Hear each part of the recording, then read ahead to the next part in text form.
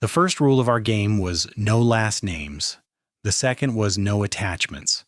But when his headlights cut through that Wyoming darkness, pinning my rig against the diesel pumps like a bug on a board, I saw the look on her face, and I knew we hadn't just broken the rules. We'd shattered them.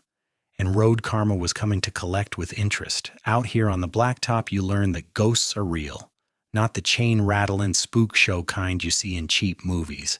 I'm talking about the real ones, the ghosts of the people you almost were, the ghosts of choices you didn't make, the ones that peel off the main highway of your life and disappear down some dirt road you were too scared or too smart to take. My cab is crowded with them. There's the ghost of the man who stayed in Oklahoma and took over his dad's garage, his hands permanently stained with grease and contentment. There's the ghost of the husband who didn't drink his way out of a marriage, the one who comes home at night to a warm house instead of a cold sleeper cab. They sit beside me sometimes on the long, empty stretches of I-40 at 3 in the morning, silent as stone, just watching the white lines spool out under the tires, their judgment a quiet pressure in the air. But her ghost, hers is different. She ain't silent. She's the one that still fogs up the glass on a cold night, the one whose whisper I sometimes think I hear in the hiss of the air brakes. She's the ghost with a name, or a whole lot of names. It started where a lot of bad ideas and desperate gambles get born. A greasy spoon off I-80 in Nebraska, a place called the Prairie Rose Diner. The name was a lie. There was nothing pretty about it. It smelled of burnt coffee, stale cigarette smoke baked into the vinyl from a decade ago, and the particular kind of regret that only comes from 1,000 miles of asphalt behind you and 1,000 more to go. The vinyl on the booth was cracked like a dry riverbed, patched with silver duct tape that had gone gummy and black at the edges. I was on my third refill of coffee that tasted like battery acid, trying to drown the loneliness that always creeps in when you've been talking to no one but the dispatcher and the voices in your own head for 2 days straight. The waitress, a woman whose face was a road map of hard luck stories etched around tired eyes, had long since given up on me. I was just part of the furniture, another trucker staring into the black depths of his cup, waiting for a reason to turn the key and move on. Then she slid into the booth across from me, just like that. No hesitation. No, is this seat taken? Just a quiet, deliberate movement that made the worn-out springs of the bench sigh. You can spot a civilian a mile away. They move different. They look different. They carry themselves with an unconscious assumption that the world is a relatively safe place. She didn't belong. Her clothes were too clean. A simple gray sweater made of some soft material and dark jeans that looked like they'd never seen a day of real work. Her posture was too straight, like she'd been taught to sit up and not slouch, a product of piano lessons and polite society. She looked like a small-town librarian, or maybe a music teacher, who'd taken a wrong turn on the way to a PTA meeting and ended up in a den of wolves. Pretty in a quiet, untested way, with big, dark eyes that were doing a hell of a lot more watching than talking. They were scanning the room, the door, the parking lot through the grimy window, but not with curiosity. It was with the focused anxiety of a rabbit that knows a hawk is circling overhead, a constant, flickering vigilance. She ordered a water from the tired waitress, who gave her a suspicious once-over look before shuffling away. She didn't touch the glass when it came. The condensation beaded up and ran down the side, forming a perfect shimmering ring on the sticky Formica tabletop. She just watched me over the rim of it, her hands clasped tight in her lap. Her stillness was louder than all the clatter of plates and the low murmur of conversation in that diner. "You're a long hauler," she said. It wasn't a question. Her voice was soft, but it cut through the noise with a strange clarity, like a single clear note in a room full of static. I gave a slow nod, my eyes not leaving hers. I took a sip of my coffee. It was bitter enough to strip paint, but it was familiar, a known quantity. Something I can do for you, ma'am? I asked, my tone flat, deliberately neutral. I'd seen this movie before, or variations of it. Usually it ended with a request for money, a sob story about a broken-down car, or an offer from a lot lizard that would get my truck flagged at the next way station. I was already bracing myself for the pitch. She slid a crisp $20 bill across the table. It was folded perfectly in half, creased sharp as a razor. "I'm not a lot lizard," she said, her voice quiet but steady, like she'd practiced the words in her head 100 times, anticipating my suspicion. "I don't want your money. That's for your time."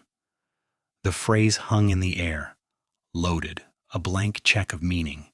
I looked down at the bill, then back at her. Her knuckles were white where she gripped the strap of her purse. It was a nice purse, real leather, the kind that cost more than a week's worth of fuel. It didn't fit the scene any more than she did. Another detail that was wrong. "My time for what?" "A ride," she said, her eyes pleading now. The carefully constructed composure cracking just a little. "East. Just for tonight. As far as you're going." I let out a short, humorless breath, a puff of air that said no chance. "Wrong direction. I'm pointed west. Haulin' a reefer full of California produce to Salt Lake City." A flicker of something, not just disappointment, but raw, undiluted panic, flashed across her face before she buried it behind a blank mask. It was there and gone in a heartbeat, but I saw it. It was the look of someone who's just found their only escape route is a dead end. "West is fine," she said, a little too quick, a little too bright, the words tumbling out. "West is perfect. Anywhere is perfect. Anywhere but here." Now, I got rules. They're not written down anywhere, but they're branded on my brain after 2 decades and 2 million miles of watching other guys screw up. You don't get to my age in this business by being stupid or sentimental. Rule number 1, no riders, no exceptions. It's a rule that's kept me out of trouble with Dispatch, the DIOT, and more than a few pissed-off husbands and boyfriends. A passenger is a liability. They're a complication in a life that's built on the elegant simplicity of point A to point B. I remembered a guy I knew, name of Bobby Ray, a good-hearted fool from Tupelo. Gave a ride to a sweet-talking kid outside of Nashville once. Kid seemed harmless, said his car broke down and he just needed to get to Memphis to see his sick mother. Kid ended up having a warrant for armed robbery in 3 states. Bobby Ray spent 2 days in a county jail, got suspended for a month, and damn near lost his CDL over it. No riders. It was a simple, clean rule written in the ink of other men's disasters. But there was that look in her eyes, a desperation that felt familiar, that plucked a string somewhere deep inside me I thought had rusted over. It was the look of a caged animal. Not a wild animal caught in a trap, but a tame one that's just realized the comfortable cage it's lived in its whole life is still a cage, and the door is slowly swinging shut for good. And then I saw the ring. It wasn't flashy. A modest diamond on a simple gold band on her left hand, but it glinted under the buzzing fluorescent lights of the diner like a warning flare. When she thought I wasn't looking, she'd twist it around her finger, a nervous, repetitive motion, sometimes hiding the stone in her palm as if the ring itself was the source of her trouble. It wasn't just a piece of jewelry, it was a secret she was holding. Or maybe it was a brand, marking her as someone's property. Against every goddamn instinct I had, against the ghost of Bobby Ray screaming in my head, I folded the 20 and pushed it back across the table to her. "Keep it. You might need it for breakfast." I scraped my chair back, the sound loud in the sudden quiet space between us. My rig's the blue Freightliner Cascadia by the end of the row, the one that looks like it's been through a war. Cab's unlocked. Be there in 5. I didn't wait for an answer. I didn't want one. I just dropped a 10 on the table for the coffee and walked out, feeling her eyes on my back the whole way. I felt like I just pulled the pin on a grenade without knowing how long the fuse was. That first night, she barely spoke a dozen words. She just sat in the passenger seat, a silhouette against the hypnotic blur of passing headlights, watching the world disappear behind us at 70 miles an hour. The cab felt smaller with her in it, charged with a strange foreign energy. The familiar scent of stale coffee, road dust, and my own damn loneliness was now mixed with a faint, clean scent, like soap or fresh laundry. It was the smell of a different world, a world with clean sheets and quiet evenings. She held her purse on her lap like a shield, her body angled slightly toward the passenger door, a coiled spring of tension. I kept my eyes on the road, my hands at 10 and 2, but I was aware of every breath she took, every small shift in her seat. The silence wasn't comfortable. It was heavy, filled with all the things we weren't saying, with the questions I wasn't asking and the story she wasn't telling. Finally, somewhere past North Platte, with nothing but darkness and the occasional glimmer of a distant farmhouse light around us, I couldn't take it anymore. The silence was starting to feel like an accusation. "You got a name?" I asked, my voice gravelly from disuse. She turned from the window. The lights from the dashboard painted her face in shades of green and blue, making her look like a stranger from another planet, ethereal and out of place. She gave a sad little smile, the first I'd seen. "Does it matter?" "Guess not," I grunted, feeling stupid for asking. On the road, you could be anyone. That was the whole point.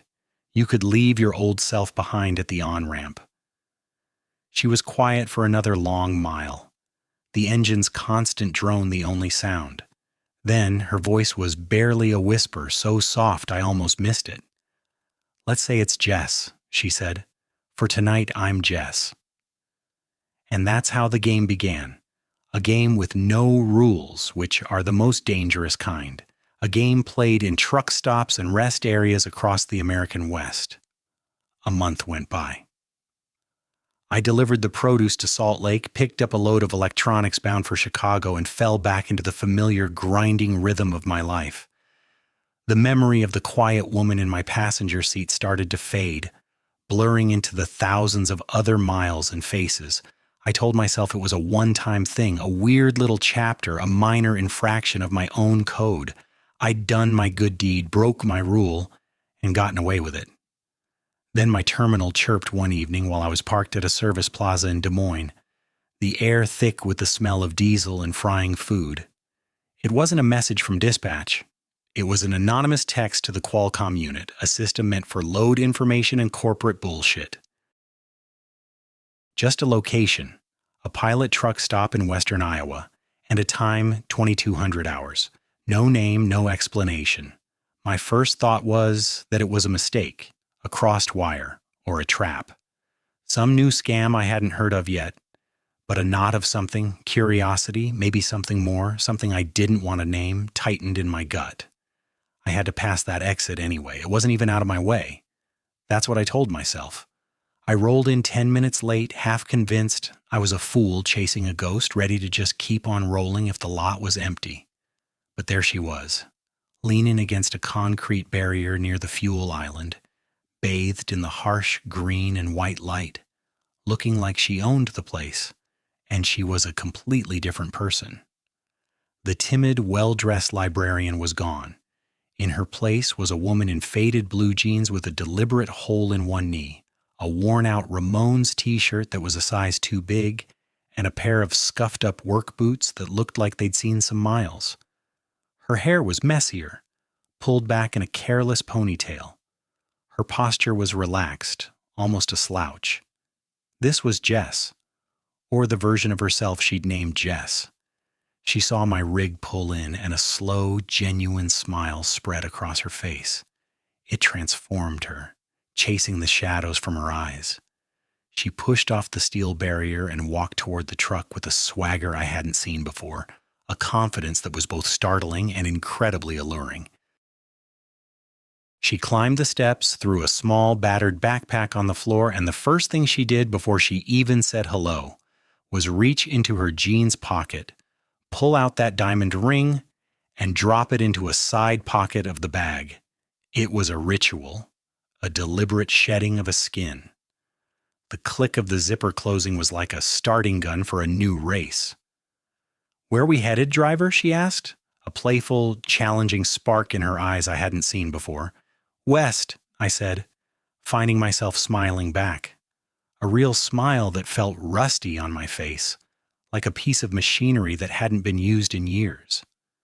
"My favorite direction," she breathed, settling into the seat like it was her throne, like she was finally home. It became our thing, our secret.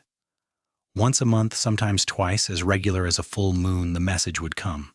A truck stop in Kansas, a rest area in Wyoming, a dusty, forgotten diner in eastern Colorado, always somewhere on my route map, a place I could get to without raising suspicion with dispatch. I'd pull in and she'd be there, a new woman waiting for me every time. It was uncanny, like watching a brilliant actress trying on different roles. Sometimes she was Sarah, the quiet artist with a charcoal sketchbook and ink-stained fingers who'd spend hours drawing the jagged peaks of the Rockies from the passenger seat. Her tongue stuck out in concentration. Her drawings were actually damn good, full of a stark, lonely beauty that I recognized. She drew the mountains like they were ancient, tired bones jutting out of the earth. Once she was Chloe, a wild-eyed girl with cheap pink dye in her hair and a mischievous grin, who talked me into taking a 2-lane state highway through the middle of nowhere in Nevada just to see where it went. We ended up on a dirt road, the trailer kicking up a plume of dust a mile long and nearly getting the whole rig stuck in a sandy wash.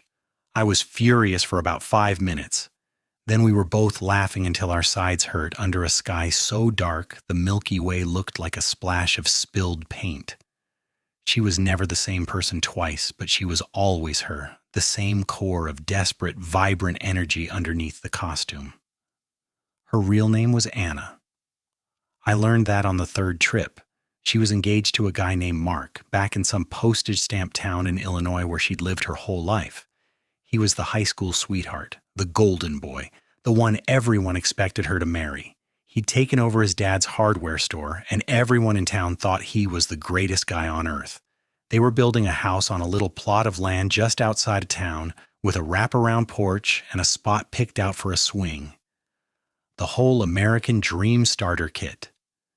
She told me about it one night, her voice flat and detached, like she was reading a weather report about a distant storm. She never spoke his name with affection. She spoke it like an obligation, a bill that was coming due. She called our meetings, trying on a different life. In her mind, she wasn't cheating. Not in the way most people mean. It wasn't about sex, not at first. It was about escape. For 48 hours a month, she wasn't Anna, the future Mrs. Hardware Store, the girl everyone in town had known since she was 5 years old. She was a ghost on the highway, a story without a past or a future, a mystery in the passenger seat of my Cascadia, a blank slate, free to be whoever she wanted for a handful of hours. And me? I was the ferryman. I was Karen, taking her across the river Styx to a different world, a world where she could be anyone she wanted. The price of passage was just a text message and a tank of diesel. The problem with being a ferryman, though, is you're not supposed to get attached to the passengers. You're supposed to drop them on the other side and go back for the next one. But I started wanting the passenger to stay on my side of the river. I was her escape, but she was becoming mine too. She was the one interesting, unpredictable thing in a life governed by logbooks and delivery schedules. She was the color in my black and white world. The lines got blurry, of course. They were bound to. You lock 2 people in a space the size of a walk-in closet for 2 days a month, cut them off from the rest of the world. Things happen. The air gets thick. You're parked in the back of some dusty lot in the Nevada desert. The only sound the low hum of the reefer unit keeping the lettuce from wilting. The world outside doesn't exist. It's just the 2 of you in a bubble of diesel and darkness. You talk. You share things you'd never tell another living soul because you know in 48 hours it won't matter. You'll be strangers again and the secrets are safe in the void. I told her about my ex-wife, how the loneliness of the road had eaten our marriage from the inside out, How I came home one time to find the house empty and a note on the table. I told her about the fight in that Texas bar that left me with the scar on my jaw, about the folded, cracked picture of a woman from Montana I kept in my wallet, a different ghost from a different lifetime, a summer romance that almost made me quit the road. She told me about her dreams of being a photographer, dreams she'd packed away like old clothes when she'd said yes to Mark, how he'd called it a cute hobby. That kind of intimacy, it's a powerful, dangerous drug, more addictive than anything you can buy. One night, somewhere in the Utah Salt Flats, the whole game changed for good. We'd been driving for hours, the full moon turning the endless expanse of white salt into a landscape from another planet. It was so bright you could almost read by it. I'd pulled over just to look at it, cutting the engine. The silence was absolute, a ringing in your ears that was deeper than any sound. She'd been quiet for the last 100 miles, just staring out at the alien world rushing past her window. "What's on your mind?" I finally asked, my voice sounding loud and intrusive in the stillness. She turned to me. Her eyes were huge in the dark, reflecting the green and blue glow of the dashboard. They looked like deep pools of water. "Do you ever get lonely, Sam?" It was the first time she'd ever used my real name. She'd always called me Driver. The sound of my own name from her lips hit me harder than a shot of cheap whiskey. It felt like a violation of the game, a crack in the fantasy we'd so carefully constructed. My hands tightened on the steering wheel, my knuckles turning white. "Comes with the territory," I said, my voice rougher than I intended. "It's the price of admission for this life." "I think it's more than that for you," she said softly, her gaze unwavering. "I think you hide in it. The road's your cage, just like that town is mine." She unbuckled her belt, and before I could process what was happening, slid over the center console, her knee bumping the gear shift. The cab of a Freightliner ain't built for two people to get close, but we made it work. The air got heavy, thick with unspoken things and the scent of her skin.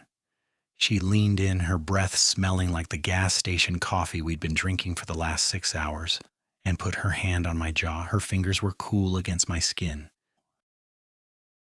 Her thumb traced the old, faded scar from that bar fight in Amarillo.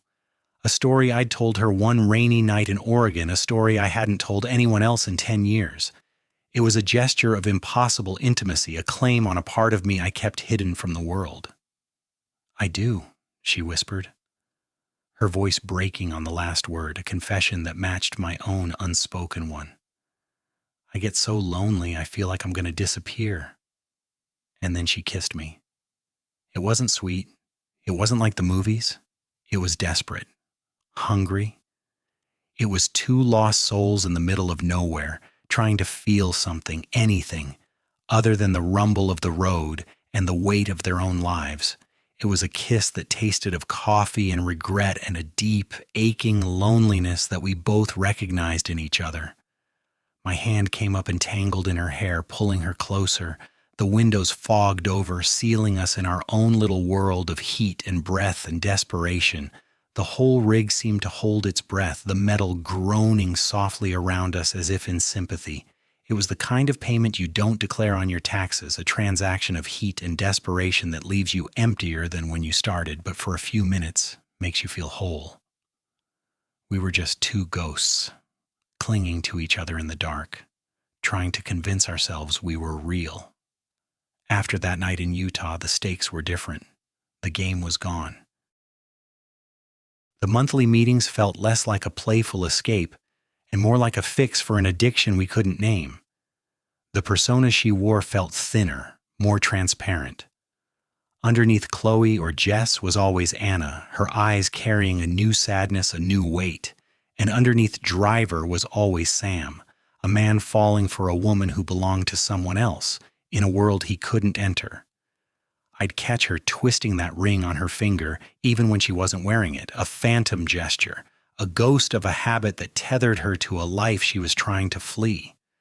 I found myself checking my messages like a damn teenager waiting for a text, a knot of anxiety in my gut when I was hauling a load to the East Coast, knowing I was too far away if she sent the signal.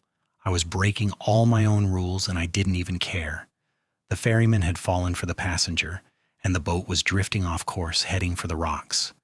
The world we'd built started to crack one hot, dusty afternoon at a TA in northern Arizona.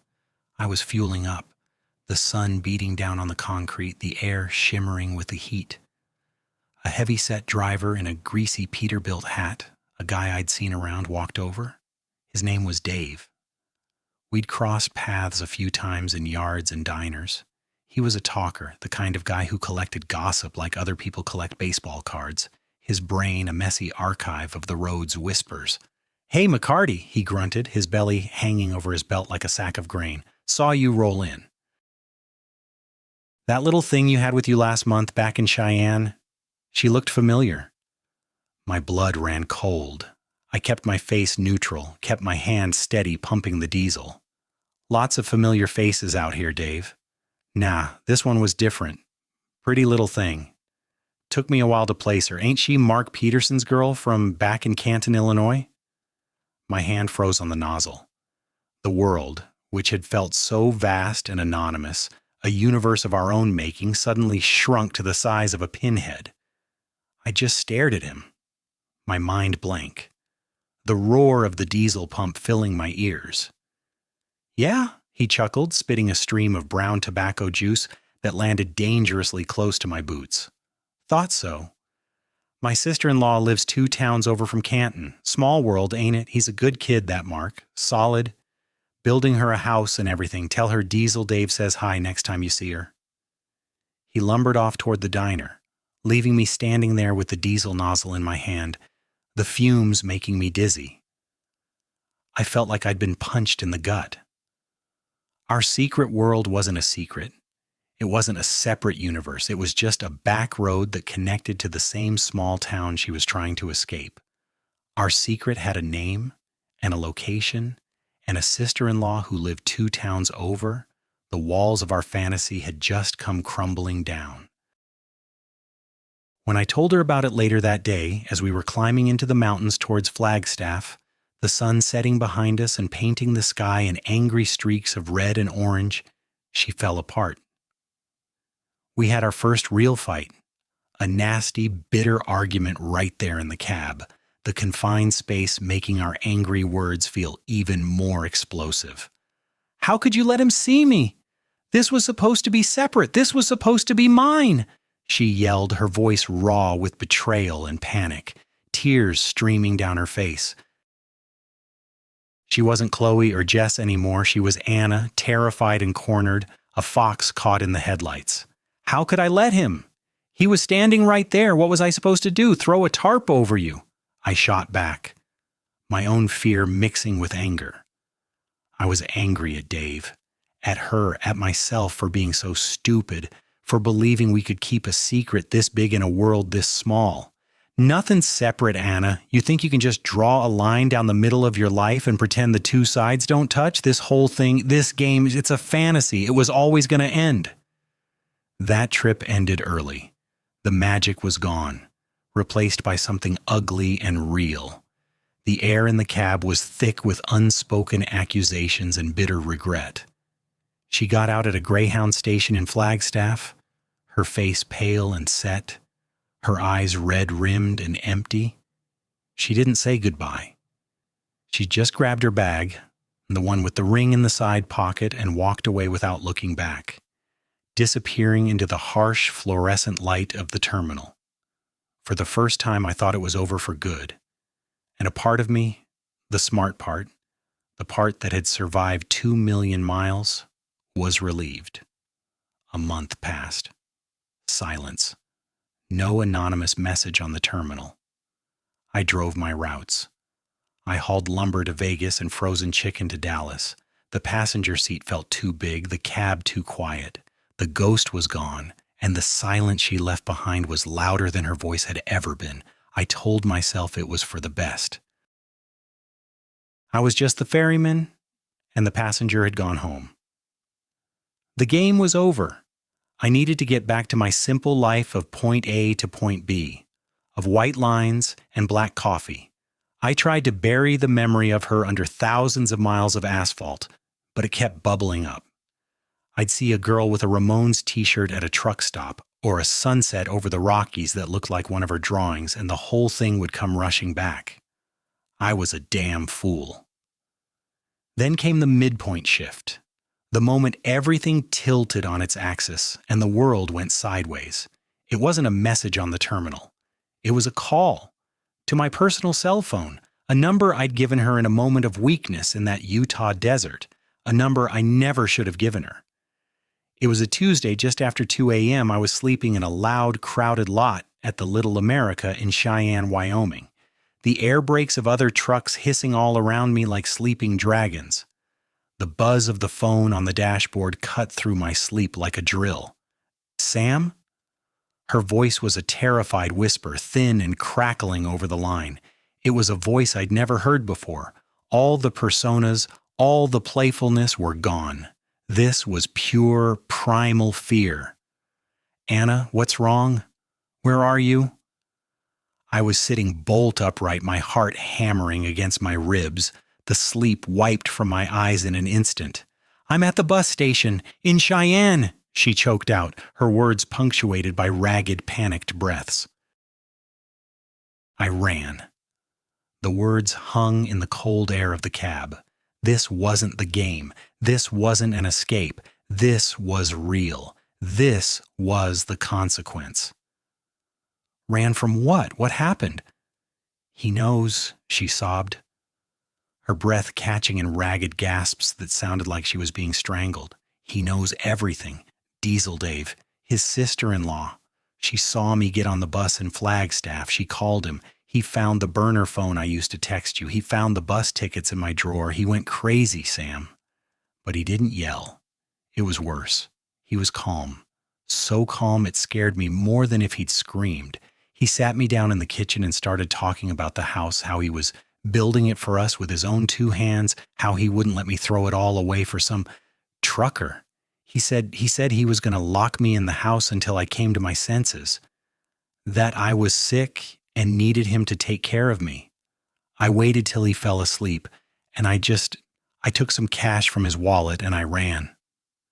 The picket fence wasn't a dream anymore. It was the bars of her cage. And the Golden Boy hardware store owner was the warden. What do you do? The smart play, the self-preservation play is to hang up. Tell her to call her family, call the cops, stay the hell away from me. I'm a trucker, not a white knight. My life is a repeating loop of highways and loading docks and DOT inspections. It's no place for a woman on the run from a domestic situation that was about to get very, very ugly. I could feel the invisible lines of the law of trouble closing in around me, harboring a runaway, kidnapping charges, assault. My mind reeled with the possibilities. The ghost of Bobby Ray was in my ear, screaming at me to turn the key and drive the other way. But I heard the terror in her voice. And I didn't hear the fiancé from Illinois. I heard Jess and Sarah and Chloe. I heard the girl who'd traced the scar on my jaw in the dark, the one who'd laughed until she cried when we got the rig stuck in the Nevada desert. I heard the woman who felt so lonely she was disappearing. She had jumped, and I was the only one there to catch her. So I did the stupid thing, the human thing, the thing that ghosts are made of. Stay put. Don't talk to anyone. Lock yourself in a bathroom stall if you have to. I'm 10 minutes out. When I pulled up to the dingy, deserted bus station, she looked like a refugee from a war zone. She was huddled on a bench under a flickering light, clutching a small duffel bag to her chest like a life raft. She looked smaller than I remembered, fragile. She saw my rig and ran towards it, stumbling once on the cracked pavement. She threw the bag in the cab, climbed in, and locked the door, her whole body shaking like a leaf in a hurricane. "Drive," she whispered, her eyes wide and haunted, scanning the darkness behind us. "Please, Sam, just drive west." I put the hammer down. We didn't talk about a destination. The only direction was away. We were a real-life thriller now, running from a man I'd never met. a shadow that was stretching all the way from Illinois. Every pair of headlights that appeared in the rearview mirror felt like a threat, a hunter. My palms were sweating on the steering wheel, my knuckles white. We didn't talk for the first 100 miles. The sun came up over the Wyoming plains, painting the sky in brilliant shades of pink and orange, colors too beautiful for the ugly situation we were in. She eventually cried herself to sleep, curled up in the passenger seat like a frightened child. I put my jacket over her. I felt like I'd kidnapped her, like I'd stolen her from her life. But every time I looked at her sleeping face, all I felt was a fierce, stupid, protective instinct that I had no right to feel. We needed fuel. We'd been driving for hours, running on adrenaline and the last of my tank. I couldn't risk a big, brightly lit truck stop like a TA or a Petro. Too many eyes, too many cameras, too many chances for someone like Diesel Dave to spot us. I pulled into a small, grimy Flying J just over the state line, the kind of place that time forgot, with old pumps and a cracked parking lot full of potholes. It was late afternoon, the lot mostly empty save for a couple of local pickups. The high-altitude air was cold and clean. I was filling the massive tanks, the diesel fumes a familiar, comforting smell, my mind racing, trying to figure out what the hell our next move was when I saw it. A dark blue Ford F-150, the kind every other guy in this part of the country drives. It was cruising slowly through the lot, too slowly. It passed my rig, slowed down even more, and then parked a few rows away, its lights cutting out. My blood turned to ice. It couldn't be. Cheyenne was hundreds of miles behind us. He couldn't have found us this fast. It was impossible. I finished fueling, my hands slick with diesel and sweat, my heart pounding a frantic rhythm against my ribs. I climbed back into the cab as quietly as I could. Anna was still asleep, her face peaceful for the first time in hours. I didn't want to wake her. I just watched the pickup in my side mirror, a dark, silent shape in the gloom of the approaching evening. Just a local, I told myself, a rancher getting an early start on his night, a coincidence, but my gut, the gut that had kept me safe for 2 million miles, was screaming at me that coincidences don't drive 900 miles. Then the driver's side door of the pickup opened. A man got out. He was just a silhouette against the fading light, tall and lean. And even from 100 yards away, in the dim light of the lot, I recognized him from the single photograph she'd shown me once. The one of them on the porch swing of the half-built house, smiling for a future that was never going to happen. It was Mark. His headlights flashed on, high beams, blinding, pinning my rig against the diesel pumps like a bug on a board. The cab was flooded with white light. Anna jolted awake, blinded, gasping, her hands flying up to shield her eyes from the sudden, brutal glare. Then she saw the truck, and the look on her face. It wasn't just fear. It was something deeper. It was resignation. The look of a prisoner whose brief, desperate escape has just failed at the prison gates. He didn't rush us. He didn't run. He just walked toward my rig, slow and deliberate, his work boots crunching on the loose gravel. Each crunch was like a drumbeat counting down to the end of our little world. He wasn't big or imposing. He looked like an ordinary guy you'd see at a hardware store. He was just a man who'd driven 900 miles through the night, fueled by God knows what mix of rage and heartbreak to find the woman he loved in another man's truck. I put my hand on the door handle. My whole body was tense, a coiled spring ready for a fight. "Stay here," I said to Anna, my voice coming out as a low growl I didn't recognize as my own. I stepped out into the cold Wyoming air, the diesel fumes sharp in my throat. The world seemed to shrink to the space between my truck and his. I met him halfway, in the no man's land between his world and mine, the gravel crunching under my own boots. "She doesn't want to go back with you," I said. My voice sounded rougher than I meant it to, more threatening. I was ready for him to swing, ready for anything. He just looked at me. There was no anger in his eyes, not like I expected, just a weariness that went bone deep, the kind of tired you can't fix with sleep. It was the face of a man whose world had been shattered into a million pieces. "That's for her to say, isn't it?" he said, his voice quiet and cracked with exhaustion. He looked past me, his gaze fixed on the silhouette of Anna in the passenger seat, illuminated by the glare of his own headlights. His voice got a little louder, carrying across the gravel, raw and pleading. "Anna, honey, please, just come home. We can fix this. I know I got scared. I messed up. I said things I shouldn't have. The house, it's just wood and nails without you in it. It's nothing. Please, Anna."